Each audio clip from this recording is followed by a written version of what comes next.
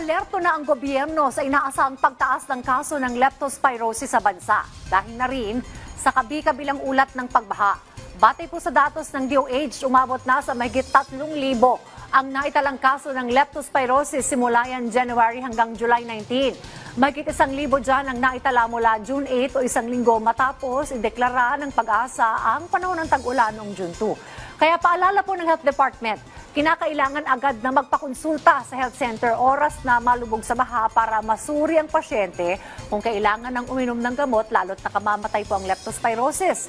Libre binibigay sa mga health center ang gamot po laban sa leptospirosis habang ang may malalang kaso naman ay ina-admit sa ospital para mapigilan po ang complications.